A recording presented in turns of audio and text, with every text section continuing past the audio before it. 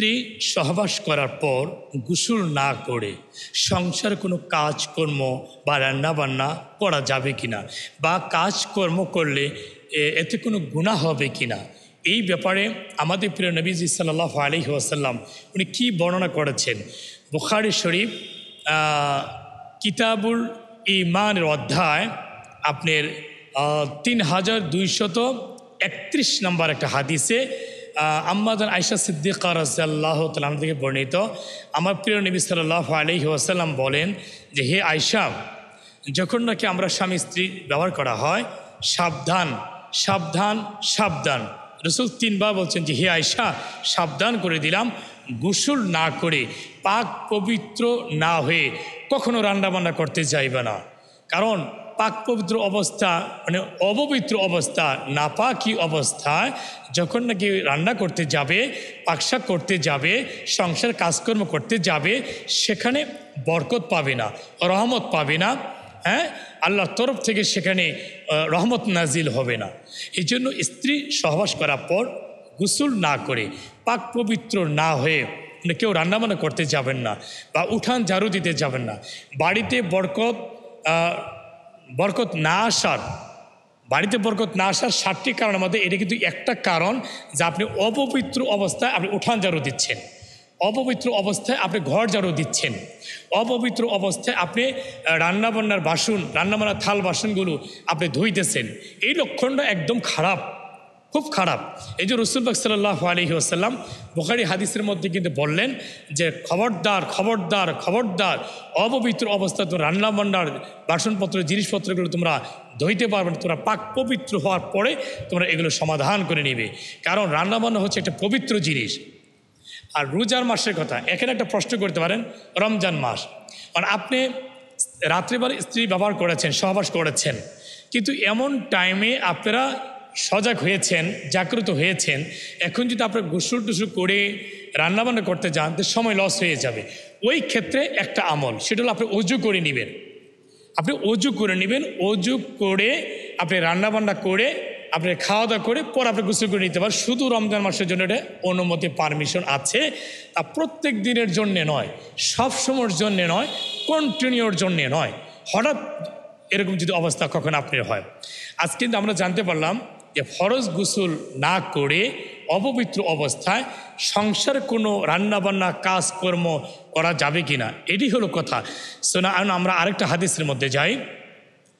সুনান আবু দাউদ শরীফের ভিতরে আপনার 2839 নম্বর একটা হাদিস, 2800 অতএব মানে 2839 নম্বর হাদিসের মধ্যে নবী পাকের প্রিয় একজন সাহাবী হযরত আব্দুল্লাহ ইবনে ওয়াক্কাস রাদিয়াল্লাহু তাআলা, তিনি দৌড়ে এসে আমার নবীকে বলেন, ইয়া রাসূলুল্লাহ হাবিবাল্লাহ, মানে এটা তো আমরা নফল রোজা রাখি স্বামী স্ত্রী উভয়জন, কিন্তু আজকে রাত্রে একটা সর্বনাশ হয়েছে।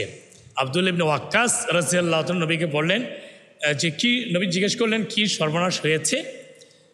আব্দুল্লাহ ইবনে ওয়াক্কাস রাদিয়াল্লাহু তাআলা তিনি বললেন, ইয়া রাসূলুল্লাহ, মানে আমরা স্বামী স্ত্রী উভয়জন আমরা প্রতি মাসে নফল রোজা রাখার অভ্যস্ত আছি, কিন্তু আজকে আমরা স্ত্রী ব্যবহার করেছি, স্ত্রী সহবাস করেছি, কিন্তু সাহরির যে সময়টা পাকশাক করবে, কিন্তু গোসল করার সময় আমরা সময় পাই নাই।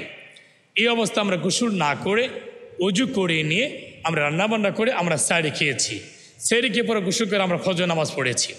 রাসূল বলছে এটা শুধু একমাত্র রোজার ক্ষেত্রে তোমার এই নিয়মটা তোমার জন্য ঠিক আছে, কিন্তু রোজা ছাড়া কখনো কোনো মহিলা বা কোনো মা বোন যেন অপবিত্র অবস্থায় স্ত্রী ব্যবহার করে গোসল না করে পাক পবিত্র না হয়ে রান্নাবান্না যেন না করে, তারা থাল বাসন যেন না ধোয়, পাকশাক যেন না করে, উঠান ঝাড়ু না দেয়, ঘর ঝাড়ু না দেয়।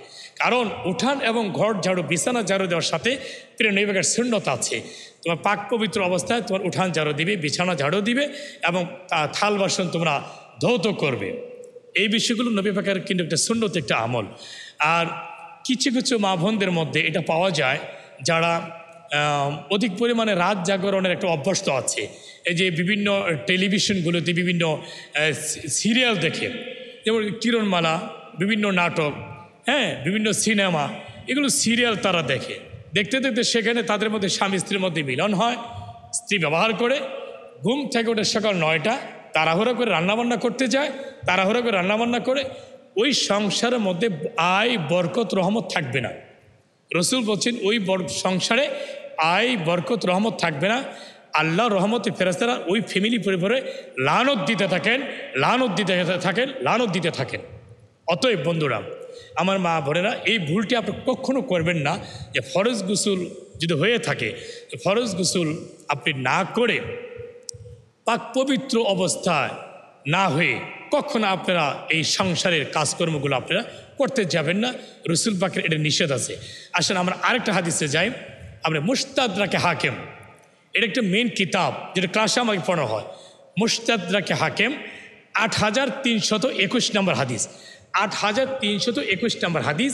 সেখানে আমার প্রিয় নিবাক বলেন, আম্মাজার আয়েশা সিদ্দিকা রাদিয়াল্লাহু আনহা হাদিসটি বর্ণিত। সেখানে আম্মাজার আয়েশা সিদ্দিকা রাদিয়াল্লাহু আনহাকে আমার রাসূল পাক সাল্লাল্লাহু আলাইহি ওয়াসাল্লামকে বললেন, ইয়া রাসূলুল্লাহ, একজন আনসারীর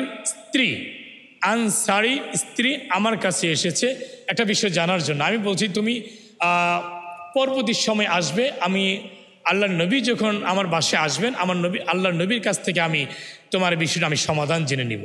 অতএব ওই আনসার মানে মহাজির মানে আনসার, ওই আনসার সাহাবীর স্ত্রী কি জানার জন্য আসছিলেন। উনি বলল যে, ইয়া রাসূলুল্লাহ, আমরা নতুন বিবাহ করেছি, আমাদের ভিতরে একটা অলসতার অনুভব করতেছিল। আজকে বেশ কয়েকদিন যাবৎ আমরা মাঝে মাঝে আমার স্ত্রী সহবাস করি বা মাঝে মাঝে স্ত্রী ব্যবহার করে থাকি, কিন্তু গোসলের ক্ষেত্রে আমার অলসতা বা দেরি করে গোসল করে ফজর নামাজের একটু আগে আমরা গোসল করে ফজর নামাজটা আমরা পড়ে নিই। এই বিষয়টা জানার জন্য ওই আনসার সাহাবী তার স্ত্রী আমার কাছে এসেছিলেন। আমাদের আয়েশা সিদ্দিকা রাদিয়াল্লাহু তাআলা আনহা যখন প্রিয় নবী পাক বলেন, নবী পাক বলছেন যে, হে আয়েশা, ওই আনসার সাহাবীর স্ত্রী যদি আসে তাকে জানিয়ে দিও, খবরদার সাবধান, পরবর্তী সময়ের মধ্যে এই অবস্থান যেন আর না করে। অতি শীঘ্রই আল্লাহর তরফ থেকে তার ফ্যামিলি পরিবার উপরে, তার সংসারের উপরে আল্লাহর লানত সৃষ্টি হবে যদি তার সে এই আমলটা যে বারবার যদি সে করে। এই যে ফরজ গোসল হয়েছে গভীর রজনীতে, কিন্তু গোসল করেছে সে আজানের ফজর আজানের একটু আগে, এই অলসতা করা ঠিক না। এই জন্য মাসলা আমাদের ফতোয়ায়ে শামী, ফতোয়ায়ে আলমগীরি, ফতোয়ায়ে রশিদিয়ার ভিতরে এবং ফতোয়ায়ে দেওবন্দের ভিতরে স্পষ্ট ভাষায় লেখা আছেন, হাদিস শরীফের ভিতরে স্পষ্ট লেখা আছেন যে স্ত্রী ব্যবহার করার সাথে সাথেই তোমরা গোসল করে নিবে। খলিফাতুল মুসলিমিন উমর ফারুক রাদিয়াল্লাহু তাআলা, তিনি আইন বিষয়ক মন্ত্রী ছিল, অর্ধ পৃথিবীর খলিফা ছিলেন, তাকে আইন বিষয়ক মন্ত্রী বলা হইতো। খলিফাতুল মুসলিম উমর ফারুক রাদিয়াল্লাহু তাআলাকে, ওমর ফারুক রাদিয়াল্লাহু তাআলা তিনি রসুলকে বলছিলেন, জি ইয়া রাসূলুল্লাহ, আমি তো আইন বিষয়ক মন্ত্রী, মানে আমি এই বিষয়টা জানতে চাই যে রাত্রে একবার যদি কেউ স্ত্রী ব্যবহার করে সাথে সাথে এক গোসল করে নিবে, পরবর্তী সময় যদি আবার তার মন চায় দ্বিতীয়বার স্ত্রী সহবাস করার জন্যে, দ্বিতীয়বার স্ত্রী সহবাস করে দ্বিতীয়বার আবার গোসল করবে, তৃতীয়বার যদি স্ত্রী সহবাস করতে ইচ্ছে করে তৃতীয়বার সহবাস করার পরে তৃতীয়বার আবার গোসল করবে। এটা আমার মত। সাথে সাথে আল্লাহ রসুল বলছেন, সাআদ্দাকা ইয়া ওমর, সাআদ্দাকা ইয়া ওমর, সাআদ্দাকা ইয়া খলিফাতুল উমর, হে খলিফাতুল মুসলিম, হে ওমর, তুমি সঠিক বলেছ, সঠিক বলেছ, সঠিক বলেছ। কথা বলেছেন উমর, কিন্তু রসুল স্বীকৃতি দিয়েছেন। এটা সুই হাদিস, মুস্তাদরাকে হাকিমের মধ্যে এই হাদিসটা আসছে, মানে 8339 নম্বর হাদিস। মারাত্মক বিষয়। আসুন না বন্ধুরা, তাহলে আজকে আমরা জানতে পারলাম স্ত্রী সহবাস করার পরে যে ফরজ গোসল না করে সংসারে কাজকর্ম বা কাজকর্ম রান্না বান্না কখনোই কাজগুলি করা যাবে না। এগুলো বরকতের খেলাপ, আদবের খেলাপ, সুন্নতের খেলাপ। সংসার আয় বরকত রোজগার হবে না, এই সংসার অভাবন্টন শুরু হবে। আর ওই অবস্থা কাজ যদি নিয়মিত করে থাকে, অবৈধ সন্তান জন্ম নিবে, অবৈধ সন্তান তার ভিতরে সন্তান জন্ম নিবে। আল্লাহ পাক আমাদের এই বিষয়গুলোর উপরে সঠিকভাবে আমল করার আল্লাহ তাআলা আমাদের সকলকেই যেন তৌফিক দান করেন। আমিন। আসসালামু আলাইকুম ওয়া রাহমাতুল্লাহি ওয়া বারাকাতুহু।